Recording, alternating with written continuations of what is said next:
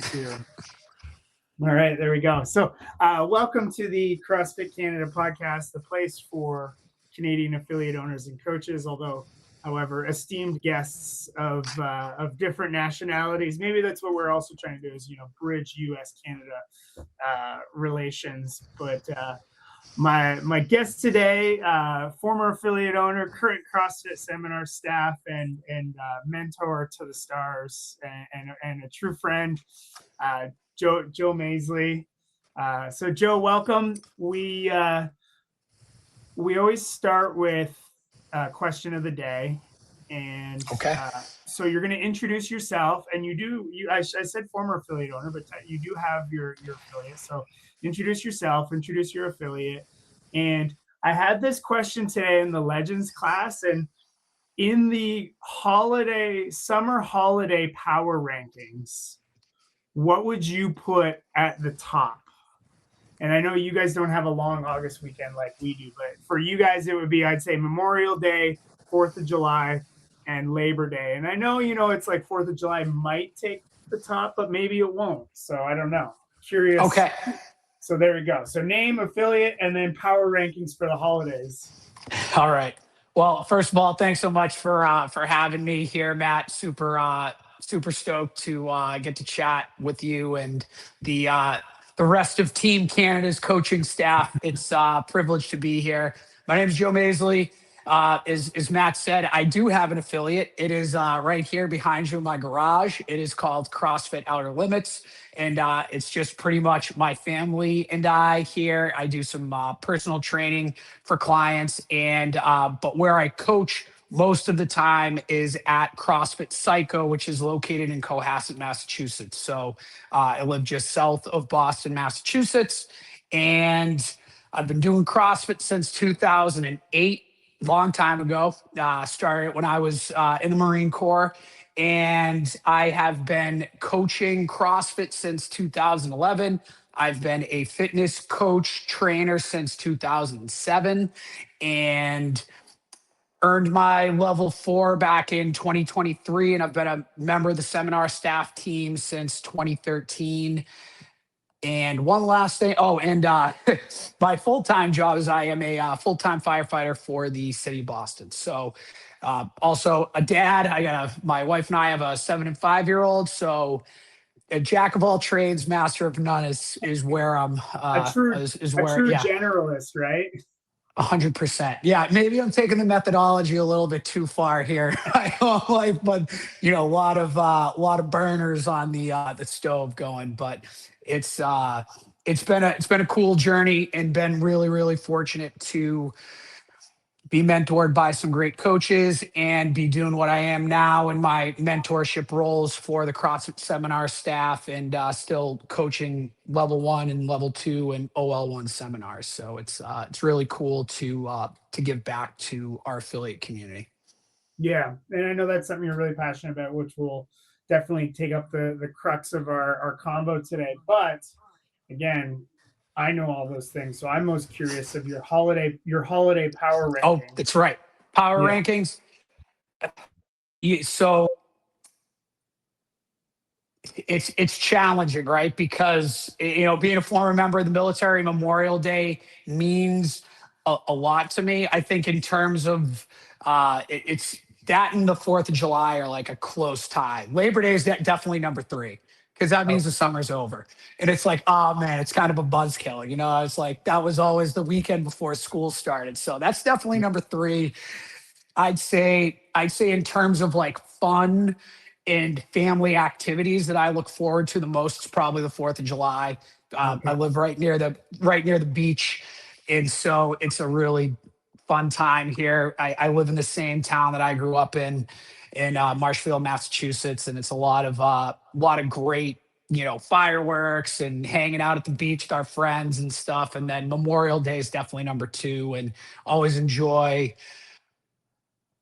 taking that day and remembering some friends that I served with in the military who, lost their lives in the line of duty, and doing Murph with when I owned a large affiliate, getting to do Murph with everybody at the gym was always a big thing, and it's still something I look forward to today. So again, kind of close, very close 1 and 2 for 4th of July and Memorial Day for sure. Mm-hmm.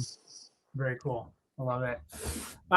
Yeah. So I always, especially the folks who have, been doing CrossFit for a long time. I mean, not especially, but more or less, because in 2008, CrossFit was, and hearing your story, I guess like I said, I don't want to hear your first, if you remember your first workout and what was going on. But like I said, in that time frame, it was a lot more like, hey, you got to check out this thing.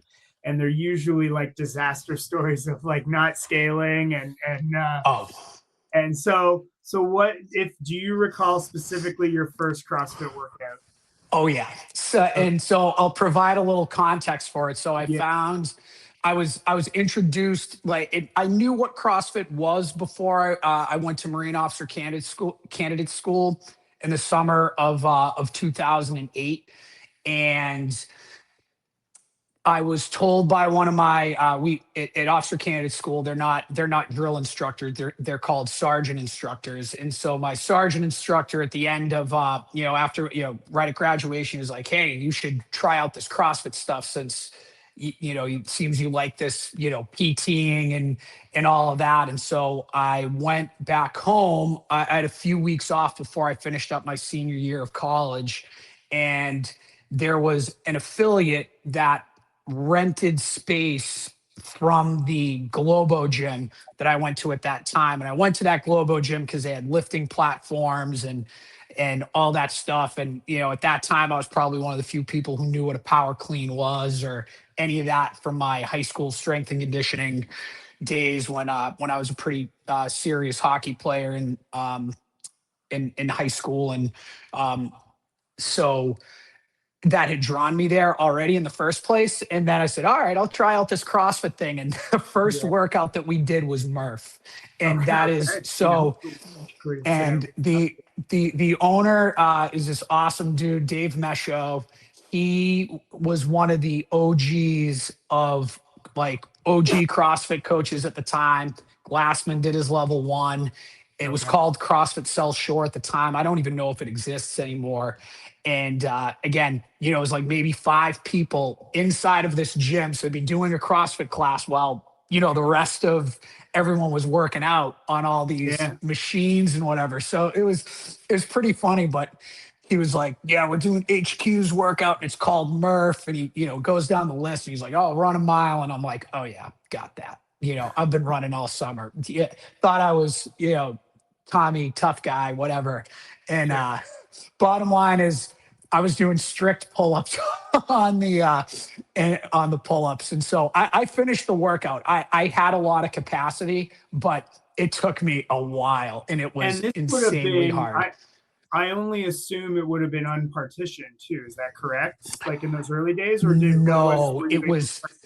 I was doing it partition. So I was doing, I pretty vividly remember doing sets of 10, 20, 10 pull-ups, 20 push-ups, 30 air squats. And so, I mean, I could knock out, it just took a lot, don't do Murph strict. And I got done. I was absolutely, crushed. I don't even remember what my time was. It was so long because, the pull-ups took forever. And I said, wow, I am not as fit as I thought I was. And, this is a week out of OCS, and which was, at that point, it was the most challenging thing I'd ever done in my life physically to that point. And I was like, wow, I think I need to start doing this because I just got so wrecked. It was a humble pie to the face for sure. And I've been doing it ever since. And so without getting too far into specifics, like what did the next couple of years look like, or how did you bridge that gap between 2008 and I think you said 2011 is when you started coaching? What bridged that gap for you, and then where and when did you take your level 1?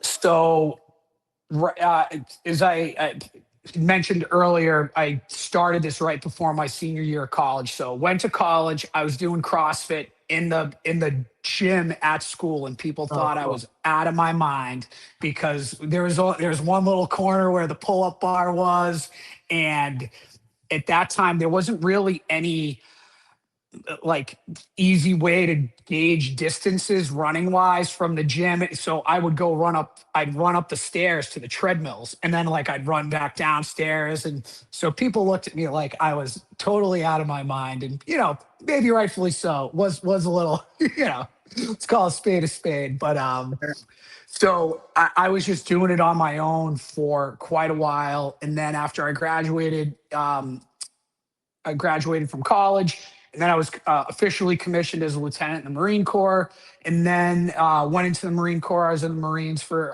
2 years, and almost died in a training accident. I was in the ICU for man, I think it was a little over a week. I was intubated. Right, yeah. So it was pretty crazy, and I was super lucky to be alive. And the doctors told me, they were like, "Hey, if you weren't as fit as you were, you would not, be here." And I'd been doing CrossFit since college. Did it when I could when I was in training in the Marines. Sometimes, obviously, we already had regularly scheduled uh, PT, physical Yeah. training sessions and stuff like that, but I was still doing it. And after that, that was kind of, and so as I was transitioning out of the Marines in 2011, that's when I took my level one. Okay. And it was literally right before I was officially medically discharged from the Marines. I took it at the end of January in 2011. Moved back home to Boston. I got a corporate job doing consulting because I went to college for I was an economics finance major. Started doing some of that stuff for a financial tech firm, and at the time started working out at the gym right down the street from where I lived, CrossFit Southie, and they offered me a job to coach. And I, said, "Hey, sure." I just got my level one. And so I started part time, really liked it, hated the corporate jam. And they offered me a job later that summer. And so I started coaching CrossFit full time. And later that winter, I was POC. I was the point of contact for level one seminar that was being hosted at CrossFit Southie. And Denise Thomas showed up. And if anybody knows Denise, and I'm sure most of you do, watching this, she's just this very amazing, magnetic, and enthusiastic, personality. And she said, "Hey, there's a job opening at our gym at Reebok. You should apply." And she had never seen me coach.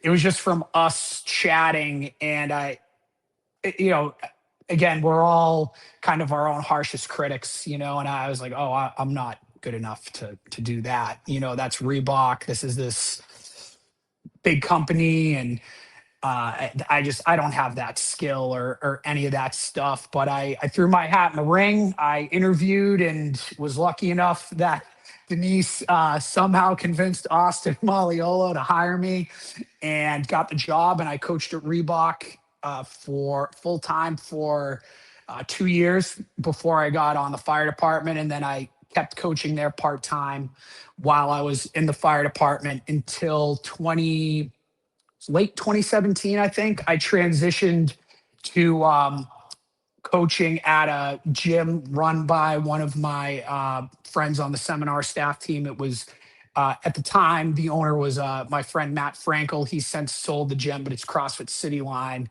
just outside of Boston.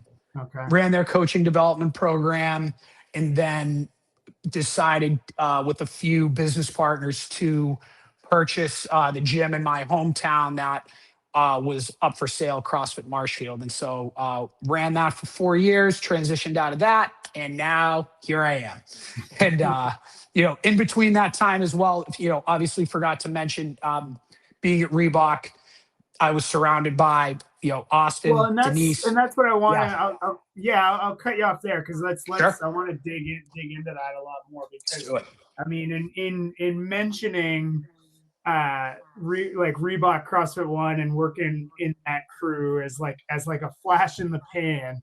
But I know, and I know it's not like right, but No.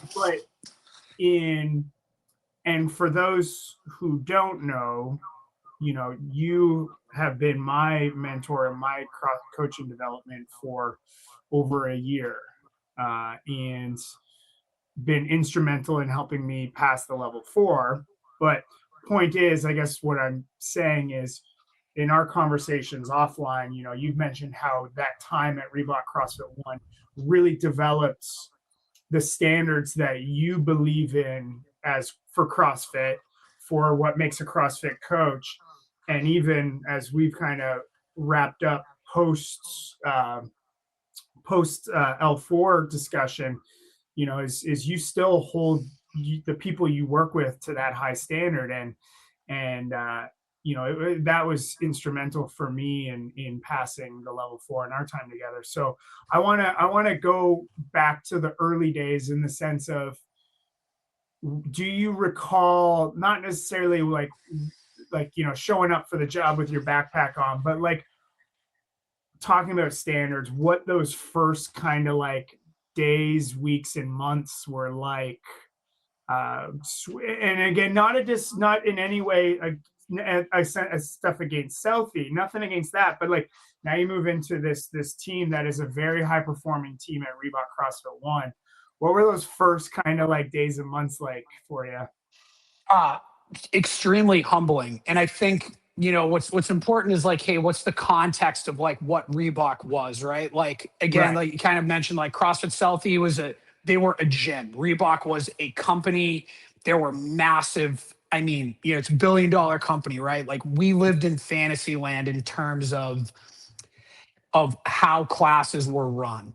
And And people so, don't, sorry to cut you off again, but like, yeah, I think some folks listening to this, like in Canada, maybe come after the Reebok CrossFit days, when there was Reebok CrossFit this, as like, that's what yep, affiliates were, right? So the some were, yep. partnership between Reebok and CrossFit was like this at the time as well.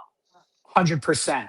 And Reebok CrossFit One was really the epicenter of that relationship, and really this, testing ground for everything that was coming out in terms of apparel and footwear at the time. And so, but to get back to the point, like, we were a very different affiliate because we didn't run 10 classes a day. We had fewer classes. There was lots of time in between class. We had cleaning crews that cleaned we obviously kept the gym clean, right? But at the end of the day, people came in and vacuumed, mopped, did the bathrooms. So we had a lot of time to develop coaching, which is way different from it, and obviously being in other affiliates and owning a real, a regular affiliate. With real people.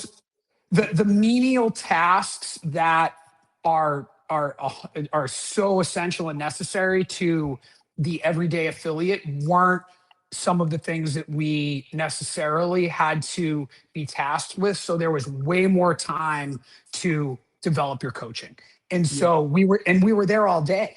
It wasn't, we were there from, early in the morning, and everyone was together. And I think that was one thing that made it very easy to have this system of coaching development and feedback. And so, to get back to your original question, it was very humbling. Right from the get-go, I realized that I was not as proficient as I thought in my knowledge of the methodology, but more importantly, the application of it.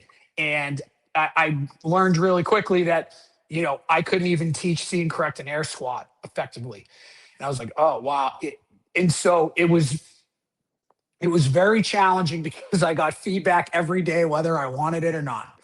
And it was continuous, and at some points extremely frustrating, because I had Austin, I had Denise, I had Spencer Hendel. They were the, all three were on seminar staff at the time. So they were constantly giving me feedback on how to be better. There were two other coaches there as well who are not like me at the time on seminar staff, Caleb Diebolt and Lindsey Johnson. And and Spencer too, they were a little bit easier on me than Austin and Denise were. But and then James Hobart worked at Reebok at full time, as well as being on seminar staff, and he would come down and help out. So I was just immersed in this culture of feedback and coaching development sessions and being pushed to strongly grasp the methodology very, very early on. Mm-hmm. And it's, you know, it's like, what I want to talk more about is standards rather than feedback, because Sure. you know, one thing because your coaching development business is the coaching standard, right? And so it's Yep. something that's really important to you. But on the note of feedback, like feedback, there's a dual responsibility of you know, someone to hopefully receive that feedback with an open mind. But there's an even bigger sense of feedback, or excuse me, a bigger responsibility from the person giving the feedback to have it come from a position of, I want to help you be as good as you can be. And Yes. and I don't know Denise as well as you do at all, but having spoken with her in conversations with Austin, two people who just genuinely want to see the best out of people as like real coaches, Yes. right? And it can be easy to like take that as misguided love, when really it's like, no, that's what they the more it's like an athlete, I guess, right? Is like, don't be upset if I'm coaching you, be really upset when I stop coaching you. Yes. Right. And so same thing with feedback. Yes. Oh yeah, 100%.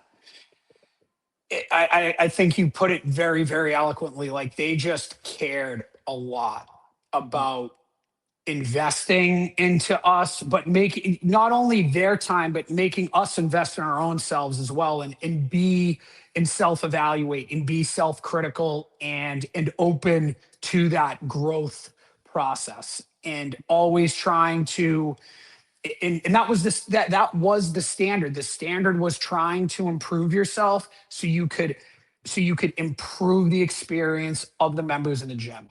And that was what it was all about. It's like, hey, we have this standard, not because, and this took me a little bit, you know, a while to figure this out, right? Because, you know, humility is challenging, right? And Yeah. and it is a learned behavior in some instances, and so understanding that the standards set forth, though high, had a direct impact on positively benefiting the people who were coming into our classes, and that was what mattered most, and that was why the standards were high. And yeah, we messed it up.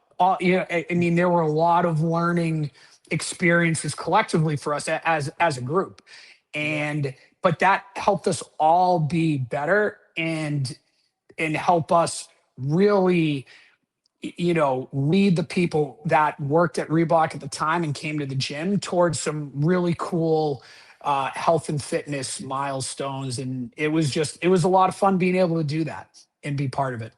Well, and that's I might like send the ball in different directions and hopefully Sure. try to keep it back on. But like, it can be easy for a coach or an affiliate owner to use something like the standard as I don't want to call it an excuse, but like to feel really passionate about the standard. We'll use air quotes, but not using the member as the filter to run the standard through.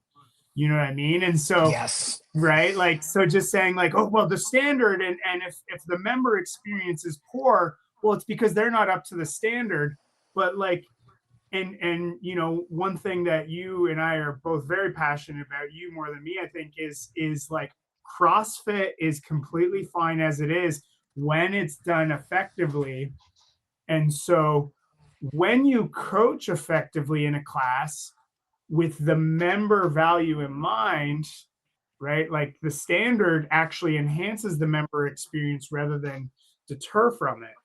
Yes. And that's actually, and I'm glad you brought that up because I struggled with that, right? Like that Sure. technical aspect. And like you said, like, oh, the standard's the standard. And navigating the standard with empathy and understanding that we have to, it's our job as coaches to best find where this athlete is today in relation to that standard so that they can best meet it for them wherever their fitness journey may be. That's it.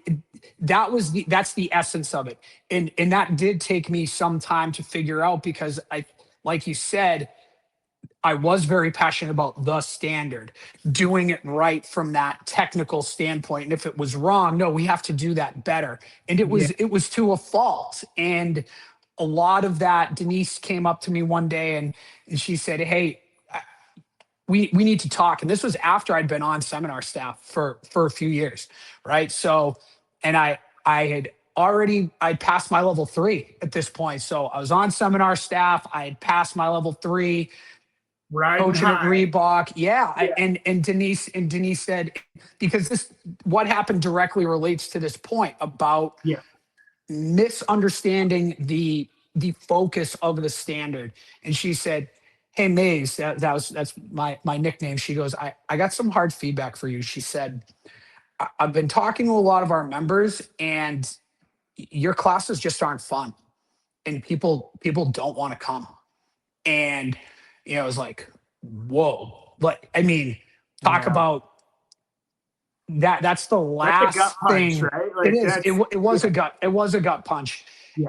And I remember where we were. We were sitting under, if anyone, any OGs out there listening, in Reebok CrossFit One, the front of the gym was this rectangle, and then there was this really, really long strip, 50 yards of turf that went down the middle, and off next to that was some more rubber, and then right against the wall was one of Rogue's monkey bar rigs, and we were right under the monkey bar rigs, closer to like where the main front section of the gym was, and I just remember walking down underneath the monkey bars. And in my reaction, I just said, okay, let me just take this in for a second. Yeah. I need a minute. And, and I was walking down by the monkey rigs and I said, I have two choices right now. I can say, F this isn't for me, I'm done. Or I can try to figure this out and be better. And it was because of all of that tough love, we'll call it tough love mentorship, right? From Denise, Austin, James, Spencer over the years that I think it just kind of happened at that moment. I didn't realize it until afterwards. And I said, okay, I'm going to figure this out. And I was like, why are my classes not fun? And Denise had said to me before this, she goes, I don't understand it because when we're hanging out in the back, you're a really fun person. Like you are fun. So I'm not understanding this either. And I was thinking about, I'm like, why am I? And then it dawned on me and I go, oh, my whole experience prior to CrossFit had been high level athletics and high level military training, Order, right? yeah, A- direct, really And direct communication. Yeah. and in the hockey coaches I had, the officers that I was on the infantry side of things, and like the people I looked up to were all very hard, direct, militant in terms of their feedback, in terms of their instruction. And that was what I mirrored. And I go, you know what, Denise? I don't know how to. All of the instruction that I have received over the years and all of the people that I've looked up to prior to this have been this very strict, rigid style of teaching. And so I just had to start over at that Yeah. point and really started watching a lot of Denise and James's and Austin's classes and dove into that a lot more on the empathy side of things.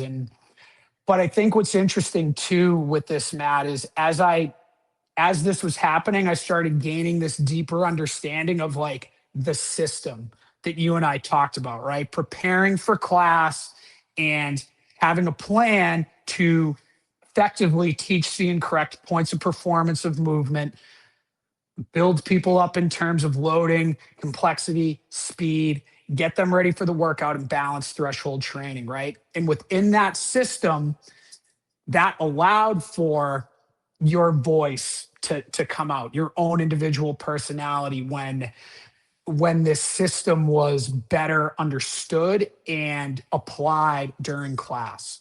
And so with that, I was able to really work on being aware of my level of empathy and how I interacted with our members. And from there, things got a lot better. And but I got feedback on it. Again, I was like, okay, like, it wasn't just like, they took their hands off and didn't watch me anymore. No, Like and so but then you become like looking forward to it because you're like, wow, I see this like this thing, this glaring thing that is outside of teaching, seeing, correcting, presence, and attitude, group management. Like, and then so now you want to be like, hey, am I getting better? And so that feedback becomes a lot different. And it's as hard as it was. I think of the analogy of like someone having food on their face, and like, it's like, oh, do I tell them? I don't want them to, right? And it's like, no, I don't want to be the asshole walking around with food on my face. Of course, right. Tell me.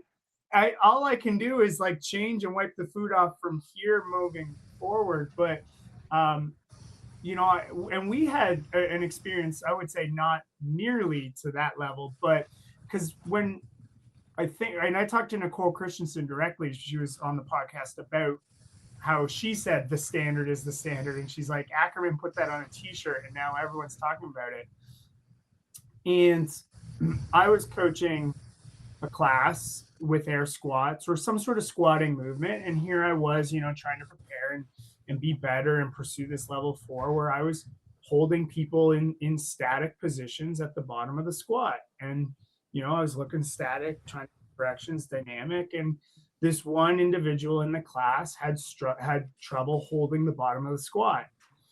And I was like, hey, like, if you're really struggling with this, this is the standard, like this is what the squat should be, and blah, blah, blah.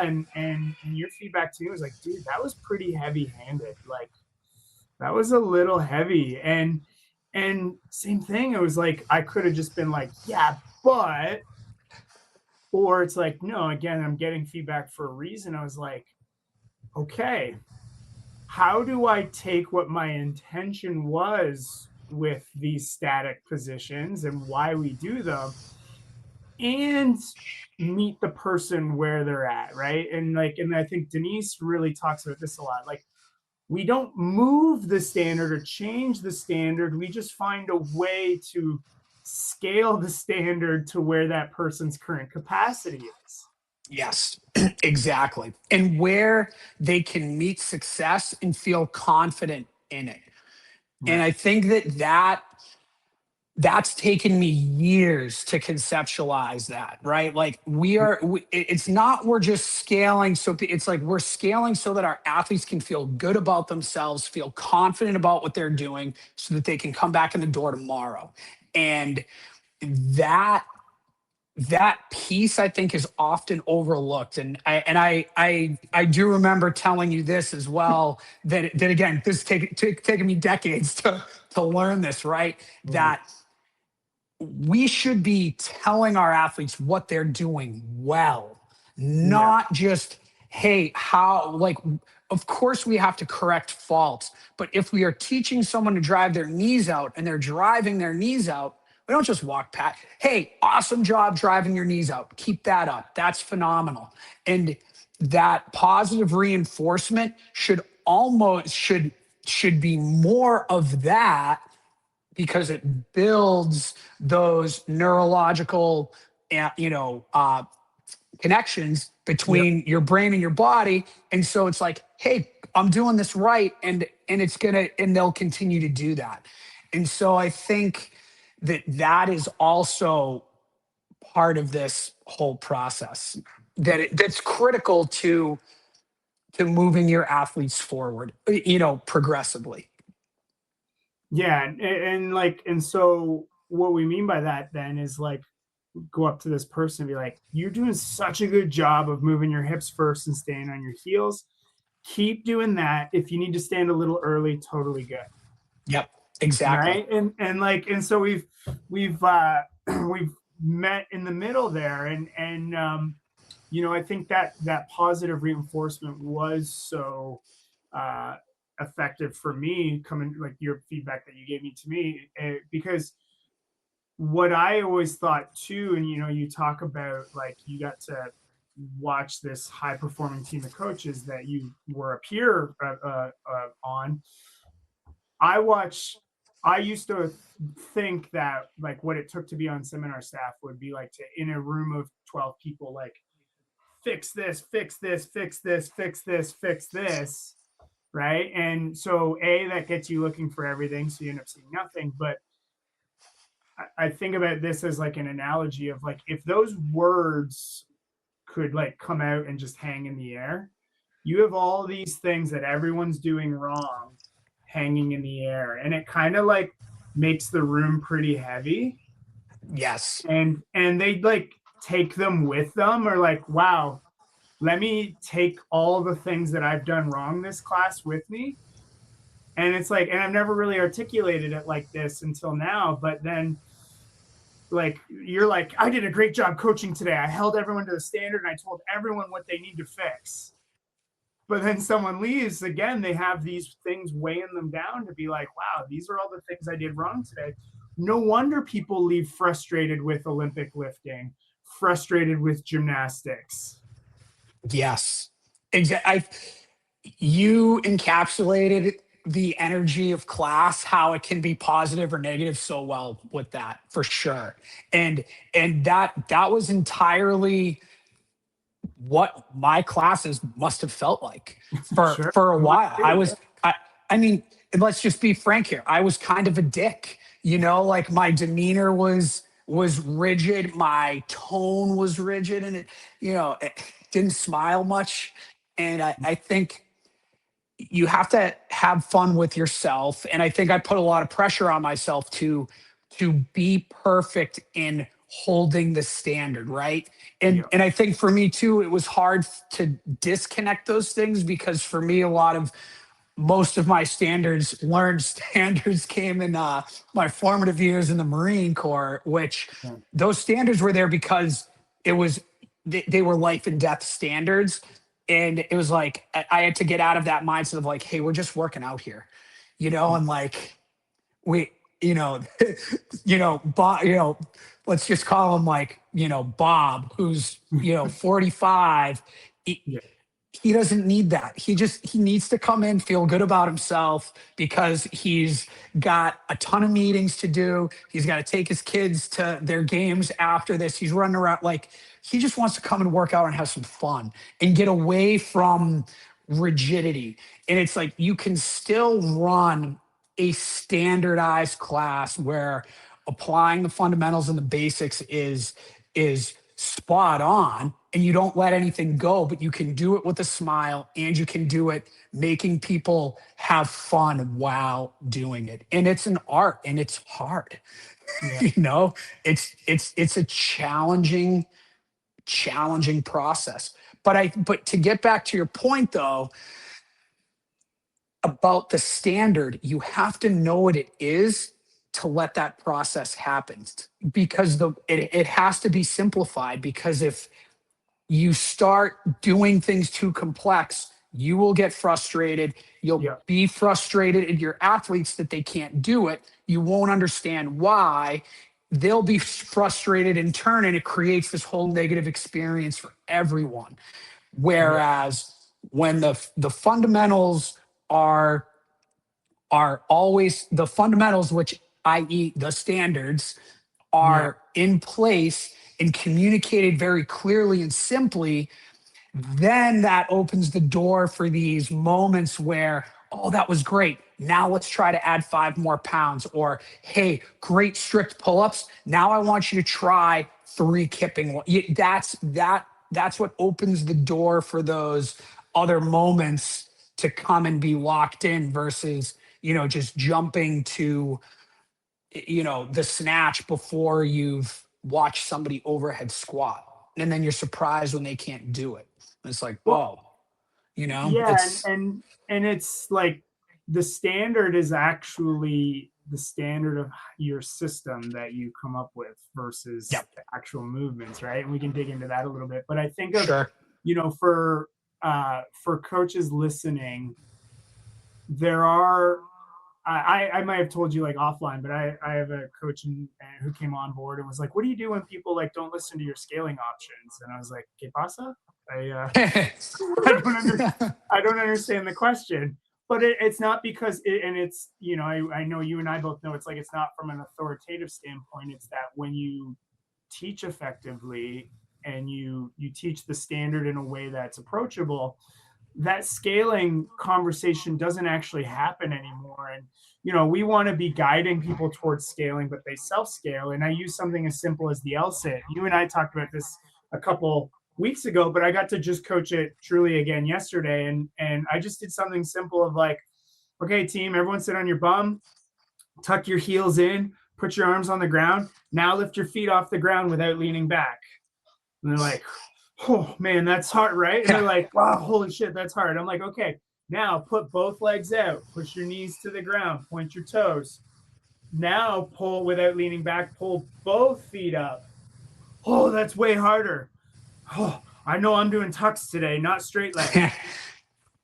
Right? And it's like, and in a way of like that, you really helped me with the teaching through movement. I could have done, okay, guys, like what you have to do is blah, blah, blah. You're going to press down, lock your legs out, squeeze your abs down, keep a hollow position, ready, go. And then you wonder why Jeremy has these bent legs and is, dangling. But it's not, it's about making someone appreciate the simplicity of the movement in the teaching. And then they'll be like, wow, I really struggle with the straight legs. So I'm going to do a tuck hold today. Yep. And it's creating that buy-in. And I think, too, since we're on this topic and it's like, well, hey, where you create these expectations. And this was a lot of these techniques I learned from Denise on this next, like next level coaching, right? Like L4 sure. Coaching. Okay. Tell the members what the standards are at the whiteboard. Make it funny. Like on deadlift day, I say, hey guys, cool.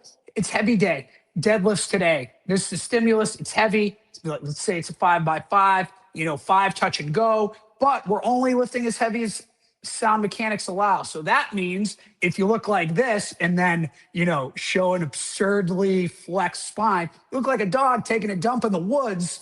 And I tell you to drop the bar, you're going to drop the bar. Why? Because you'll be able to walk away after class and you'll come back tomorrow and you'll thank me later. And then everybody laughs.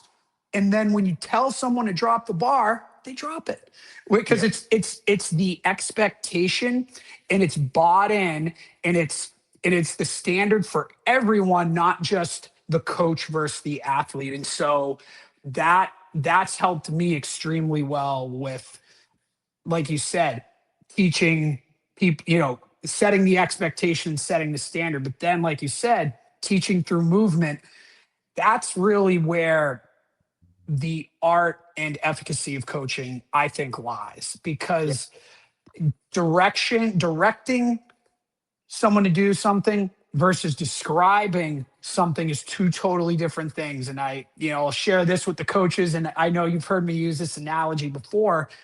When you say, all right, guys, cool, I want to see you in your deadlift setup. So I want to see feet under the, you list out all these points of performance and you just regurgitate it. That's the same thing as your financial advisor telling you, hey, I want to see you save $1 million. Yeah. Yeah. What's step one? Hey, guys, bring your feet under your hips. Great. Now, with your hands on the PVC pipe, bring your hands outside your shoulders. It sounds so ridiculously simple and menial and not important, but it is. And that's it. And it was funny. that we're talking about this because I've seen a lot of stuff floating around in social media land about level fours and coaching and all this stuff. And I think that this whole conversation, I didn't want to leave, leave today without saying this. And, Sure. and so fundamentals, virtuosity and mastery, open letter to CrossFit trainers, CrossFit Journal, August 2005, 20, almost 21 years ago, Yeah. Greg Glassman, right? There is a compelling tendency, and I'm starting down a little bit Sure. more. I'm going to read a few paragraphs from this. Yeah. There is a Yeah. compelling tendency among novices developing any skill or art, whether learning to play the violin, write poetry, or compete in gymnastics, to quickly move past the fundamentals and onto more elaborate, more sophisticated movement skills or techniques.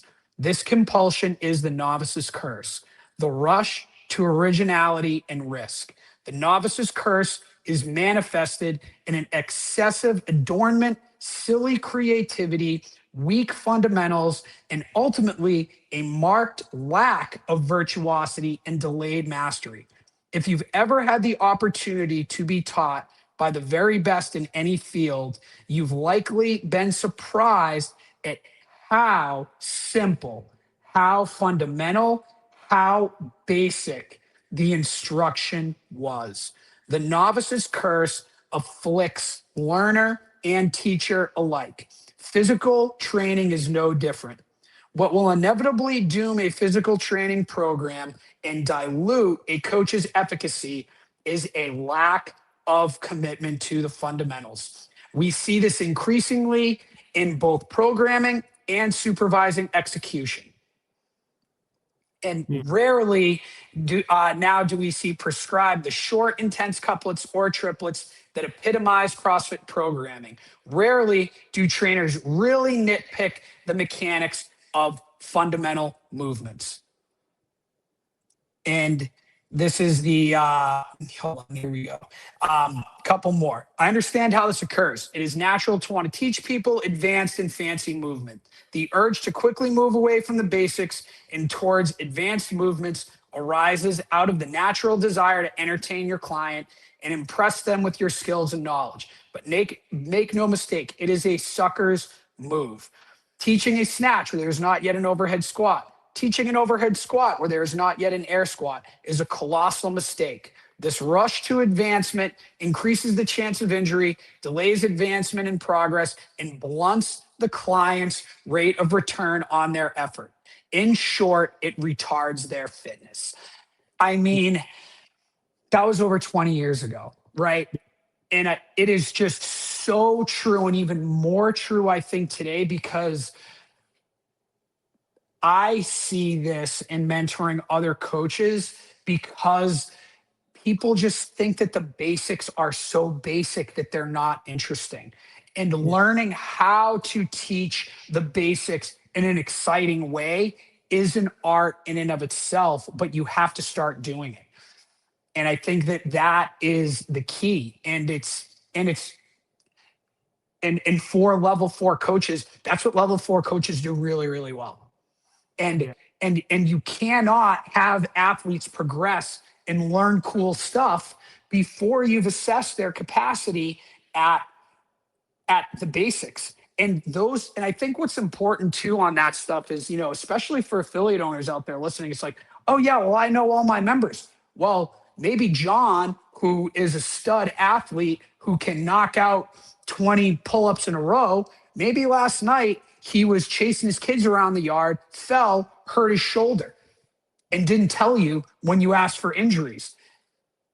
Having him just go up and start kipping on the bar, that's when you didn't say, hey guys, cool, let's start off and start off with some pull-ups. And he can barely do one strict pull-up. And you're like, whoa, John, what's going on, man?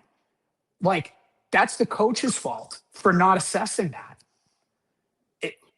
Well, and I think of like tell, show, do, check, and like, right, is check. Make sure you're looking, and part of checking is giving feedback. So it could be easy to just be like, oh, Sean can do pull-ups, I don't need to check him. But like, no, like we need to check everyone to give them value. Like when people, and this is something that I get really passionate about, because when people like, oh, they criticize CrossFit as a business model, or the way a true CrossFit class should be coached. It's because there's those little assumptions which could go into the same category of, hey, your class isn't fun. It's like, hey, you're not coaching people actually. And we're not talking about the technical side of things. We're talking about the people that you assume are already have reached some version of a fitness destination. And you're like, oh, Sean's good. And you don't even look at him, as opposed to being like, Sean, that looked a little off today. What's up, bro? And that's what they're going to plateau. It's like, that's where, because if you don't know how to apply, if you don't know how to teach, see, and correct the basics and have everybody roll through a progression that builds itself, you're not going to make them better. And it's like, I think there's just this, I really wanted to read that because it's like, gosh, that was in 2005 that, Glassman wrote that stuff, right? That underpins what we should be doing as coaches, and obviously Greg Glassman, lightning rod for criticism for legitimate reasons, of course, from what's happened in the past, but that's spot on for the coaching stuff. Like that's what we're supposed to be doing as coaches, and that's what the standard is. And I think that there's a lack of misunderstanding that the standard's supposed to be simple, and it doesn't have to be this overly complex thing, because if that's when you start hearing complexity, that's when you understand that, hey, this person might not have the best grasp of the fundamentals or how to teach them. Yeah. Or again, from a coaching standpoint of the check, feedback, and whatnot, right? Yes. Like, so to tie all these things together, like talking about the basics, talking about providing positive feedback, as well as the tell, show, do, check, like that delta is like what makes someone a level 4. And here's the point that I want to make is that I've repeated progressions more now in the last year than I ever have. When in the past, I used to think I have to do a different progression every time, so they learn something new every time. But I've repeated them, and people have found them more valuable because of something you told me, was give them the positive feedback. So the point is, we could look at something like a beat swing or a kip swing, right? Is like, hey team, we're gonna hop up. I'm gonna call you for 5 beat swings. I want to see your legs straight and your toes pointed down, right? And then go. Hey Jenny, point those toes more. Okay, down. Good. Jenny, those last 3 were your best ones. So team, we're gonna do another set. Jenny, I want you to see to keep those legs pointed the whole time. So now you've actually repeated the step, and you're like, that's what I want to see the whole time, right? And then now all of a sudden it's like, oh, okay, I've actually made it easier on myself as a coach from planning, because I just reused, instead of, if it was like, okay, do 5, okay, hop up and do another 5, good, great.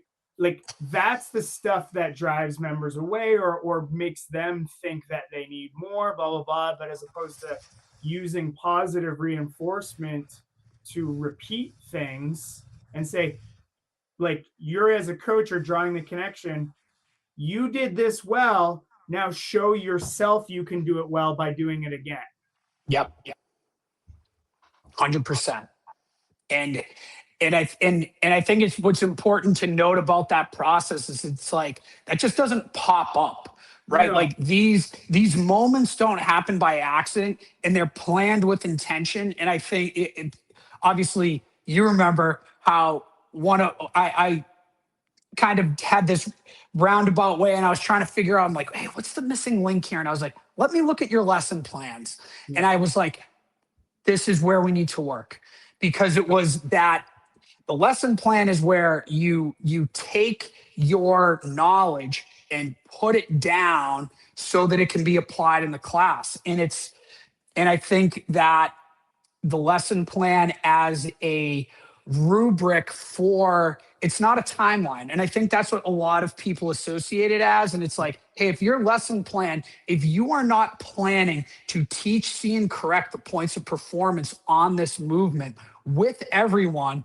so that you can appropriately scale them for their fitness today as this progression ramps up, and then get them to what the intended stimulus of the workout is. It's like, oh, okay, cool. We should be able to do 10 pull-ups in a row on this first set. Great. Well, you take people through the progression, and then, all right, cool. I want to see 3 sets of 5 unbroken pull-ups. And if we're not, if we're building towards that, okay, well, maybe let's say it was 20 in the workout. Well, so maybe 20 today is something that we're going to have to dial the number of repetitions down on. And instead of doing 20, we're going to do 10 and do it no more than 3 sets, right? Like that's, if you're not planning to assess for and have that, it just doesn't magically happen. And, Yeah. in writing down those points of performance, okay, cool. Step 1 in the air squat. Let's just say neutral spine. How are we going to do that? Ribs down, right? Then step 2 is going to be hips back. Step 3, heels. Whatever order you want to teach it in, right? As long as it makes sense to you and you touch it. And I remember a mentee saying, and people think that these aren't valid and they're too simple. And I remember saying, one of my mentees, like, yeah, well, why do I need to teach range of motion? Everybody knows what full depth in the air, the front squat is. I was like, well, how many of your athletes are squatting the full depth in this? None of them. Yeah. And it's like, oh, Well, or like and it's like, yeah, you I could be said, at another because you gym didn't. meeting or something like, guys, I need everyone to squat lower. Right? How? And it's like, hey, I need you to pull back on. It's like someone's grips here, and they're trying. It's like, how do I pull the bar back? Widen your hand. It's like, in those, again, it's the simplicity of those things that, in this whole process, that really unlocks the next level. And I think that it's something, again, it's challenging to do, and it takes years. And for this process too isn't something that happens overnight, right? Like, you and I did this for over a year. It took me close to a decade to figure this out, right? Maybe a little bit, about 5-6 years to understand, conceptualize, and be able to apply this over and over again, and give feedback to other people so that they could take these skills that were taught to me and I could pass them on to them. And I think that, again, rushing towards all of this stuff, like, who is it? Malcolm Gladwell said, like, it's like takes 10,000 hours for mastery. 10,000 hours for mastery. And people are like, oh yeah, well, that's too simple. And it's like, teaching someone to drive their knees out in a squat. No, it's not. Like, it's not. When you look at that from a mastery standpoint, it's like, that's what we're working towards, is virtuosity, doing the uncommon uncommonly well. That takes thousands of repetitions done the right way, focusing on doing it the right way. And the simpler it is, the easier it is for you to communicate and for your athlete to digest and actually do the thing.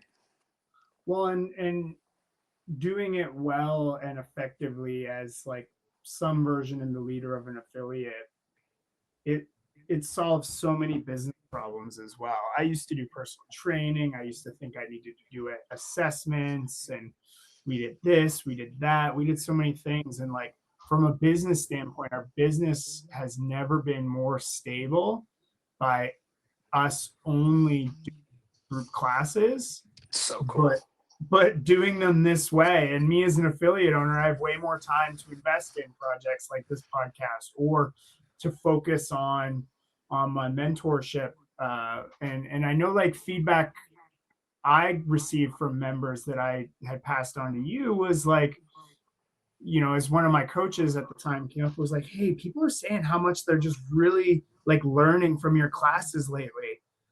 And it's like, you know, for that first, like, it's like, okay, wow, that's so amazing to hear. But it's like, to me, it was like then taking another layer. It's like, wow, this way in this system actually works. And it works well because people are, and I never told you, I don't think I told you this, but I just had a member truly 2 weeks ago. She's like, I don't, I only get out of bed for a 7 a.m. class when you're coaching.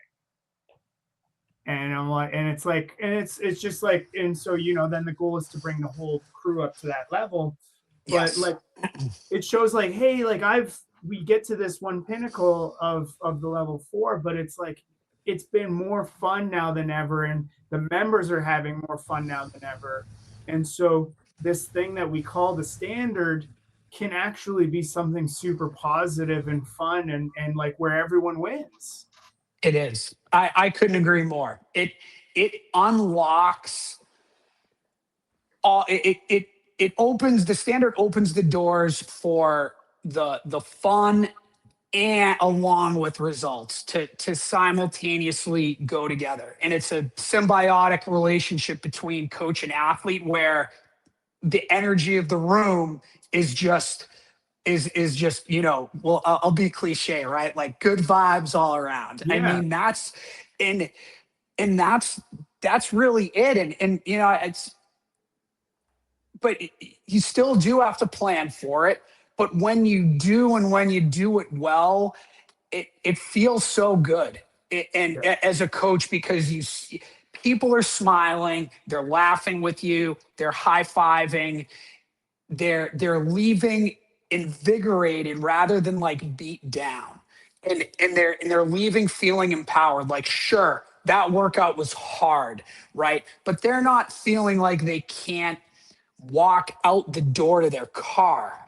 Right? And I think that point too, it's like we're not talking about maximum intensity, we're talking about high relative intensity. And that's if people are crawling out of the gym to their car because they're so sore. Ooh, well, that's you know, obviously every once in a while wheels fall off the wagon, right? Let's not Sure. talk absolutes here. But Yeah. if that's happening day to day, every class, and it's like, oh man, that's not what we're going for. You Yeah. know, that's not sustainable lifelong fitness. And that's and that is the lens that we're looking through, right? We are looking for increased work capacity across broad time and modal domains throughout life. And it's not just today. It's like, all right, I want you coming back tomorrow, the day after, and the day after that. And we need to run effective classes for our athletes to hold the standard so that we can do that. Yeah. And no, that's exactly right. And I know you and I could go on all day about this. And Yes. I do want to, and being mindful of your time and the listeners' time as well. And even so, as I was thinking of like, what can we talk about? I want to start wrapping up with 3 things that coaches should start doing. And I was thinking about this first as like the level 4, if like a coach wanted to pass the level 4, and I was like, wait a second, coaches are our needs should differ by degree, not by kind. Sure. And so it should be like Yep. all of everyone and All coaches. all coaches, right? And one thing we didn't get a chance to talk about, nor will we, but I think of your friend Christina Anderson, who you had a part in her journey, someone who went from level 1 to level 4 in a short period of time because she just coached and learned the way to coach.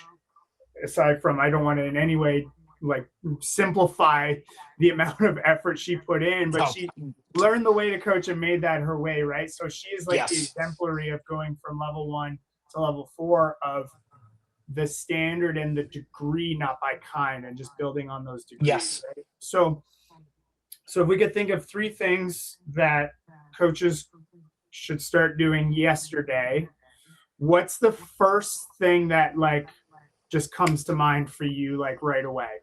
Find a mentor who's better than you. Okay. That will give you honest but actionable and effective feedback for sure. Yeah. And Um, yeah, After that, I would yeah, say focus on lesson planning. Okay. Like teaching, seeing, and correcting. Again, it doesn't happen by accident. It's planned on. Planned. I'm going to steal this from Justin Sua. Planned on purpose with purpose. Like there, you are putting in this progression, and you are looking at this step specifically to see hip extension. You're doing this next piece in this next progression specifically to teach, see, and correct the receiving position, right? Like that is so critical. So if you haven't taken and I'm not trying to, like plug our courses here for CrossFit, but No, but they are really great. It's like, if you haven't taken the lesson planning course, do it. Look at Denise Thomas DT lesson plans. I think it's on Instagram. She puts up a lot of her lesson plans up there. Look at those, take that course, look at those lesson plans, and you can start that, today. Lesson planning better. And then number three, and I think you've heard this a lot, is simplify. yeah. Simplify. Less is more in terms of word choice, in terms of how many things you're focusing on, in terms of how many athletes you're trying to assess at once. Less is more. So simplify your process, simplify how much you're doing in class, and your efficacy is going to increase because you are focused on less and your athletes are also focused on less, and the direction becomes more clear as a result of that. Yeah. And I mean, I would just add, not that it matters, but I would just say, like, start telling people what they're doing right. Yes. And Positive feedback. like, right. Like, and you could tie those two things in together, like all three together. Lesson plan, intentionally plan to teach one thing, see one thing, correct one thing. Like that's what you told me.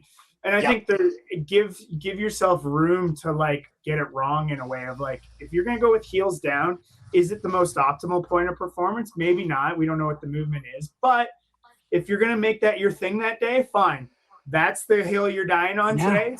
So then instead of good Matt, good Joe, good Denise, one thing that really like, and you had to beat it into me, but not, you had to repeat it to me was repeat it constantly. Matt, great job with the heels down.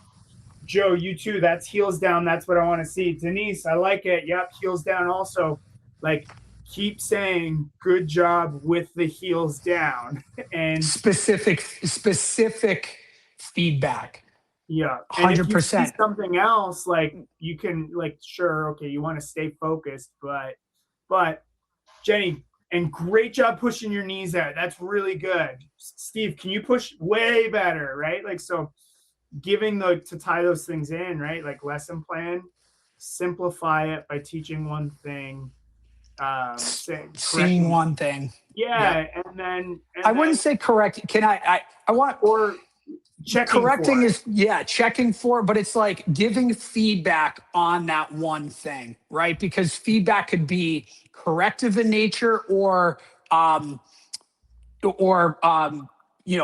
reinforcement. You could be like, oh, everyone's got their knees pushed out, versus saying like, team, like, great job with the knees out. Wow, you too. Like, right? Like, yes, and it changes the vibe entirely. So great correction. 100%. Yeah. But no. Yeah. And then what either final advice or anything you would want to be here or do in the CrossFit world here? We haven't even talked about like the new CEO or anything, but of course, I'm excited. What gets you excited about all this stuff? I mean, I think at the end of the day, right? Like we're all in this because CrossFit had a profound impact on us in a positive way.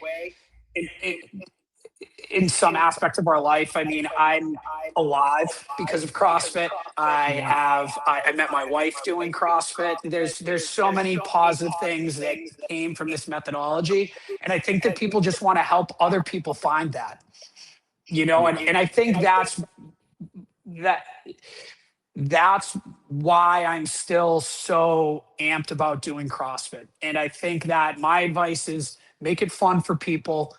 that's why I'm still coaching, is because I had that inflection point, that very hard feedback with Denise, and I'm still coaching today because I thoroughly enjoy it. Why? Yeah. Because it's fun smiling and high-fiving people and seeing them succeed, and overcoming an injury or a hard challenge in their personal life outside the walls of the gym, right? It's like doing CrossFit to help other people be better versions of themselves, right? Like that's all we're trying to do. And so I think that, that's my advice for all the coaches, is just like, hey, y- you know, be in this for the right reasons, to help people, and be patient with yourself and be patient with them too. Yeah. I love it. Doesn't happen. This process doesn't happen overnight, right? And Yeah. I'll be the first one to tell you, I've messed it up a bazillion different ways. And if you really want to know, well, reach out to Austin Maliolo and Denise Thomas, and and James Awesome. Hobart, Spencer. They'll tell you all my Masley's classic follies and everything. But yeah, Yeah. it's just just again, be kind to people. Denise always says that too, and it's like, man, just be kind. Yeah. No, because this CrossFit stuff's pretty cool. And It is. on that note, 3, 2, 1, time.